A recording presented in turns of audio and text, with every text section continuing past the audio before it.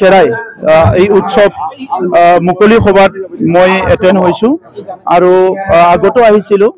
সকলোৱে জানে বড়োসকলৰ ধৰ্ম বাথৌ আৰু খেৰাই এই দুটা যিটো বিষয় এইটো সংলগ্ন হৈ আছে।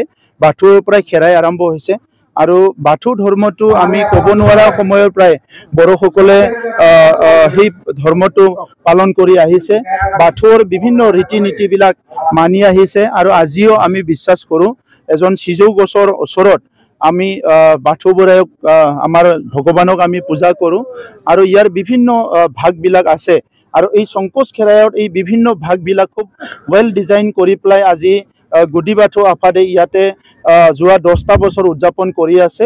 এই বছৰ তেখেতসকলৰ এই উদযাপনত অংশগ্ৰহণ কৰি যেহেতু আমাৰ ট্ৰেডিশ্যন আমাৰ কালচাৰ সব ইয়াৰ লগত সংলগ্ন হৈ আছে, মই 3 কোটি টকা ঘোষণা কৰিছোঁ বিটিআৰ চৰকাৰৰ পৰা যাতে এই খেৰাইচালি এই সংকোচ খেৰাইচালিটো আমাৰ য'ত বাথৌ ধৰ্মৰ ইয়াত বিভিন্ন পূজাৰ বিভিন্ন আমাৰ কাৰ্যকলাপবিলাক ইয়াতে হ'ব। তাৰ কাৰণে মই তেখেতসকলক ঘোষণা কৰিছোঁ আৰু অনাগত দিনত মই অনুৰোধ কৰিছোঁ আহি থকা প্ৰজন্মক আধ্যাত্মিক চৰ্চাৰ দ্বাৰা আমাৰ স্পিৰিচুৱেল যিটো প্ৰেক্টিছ ইয়াৰ দ্বাৰা যাতে এটা সঠিক পথত আগুৱাই নিব পাৰে এই দিশত তেখেতসকলক মই গুৰুত্ব দিবলৈ অনুৰোধ কৰিছোঁ।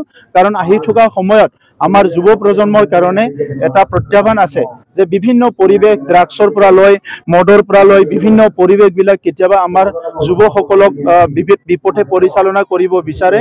গতিকে আজিৰ সময়ত আমি সমাজৰ প্ৰত্যেকটা ছেকশ্যনৰ মানুহে ইয়াৰ পৰা সজাগ হ'ব লাগিব।